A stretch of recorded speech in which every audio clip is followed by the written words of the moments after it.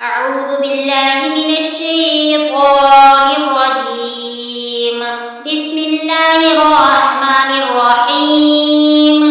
تبارك الذي بيده الملك وهو على كل شيء قدير. الذي خلق الموت والحياة ليبلوكم أيكم أحسن عملا وهو العزيز الغفور. الذي خلق 7 سماوات طباقا ما ترى في خلق الرحمن من تفاوت فارجع البصر هل ترى من فطور ثم ارجع البصر كرتين ينقلب إليك البصر خاسئا وهو حسير.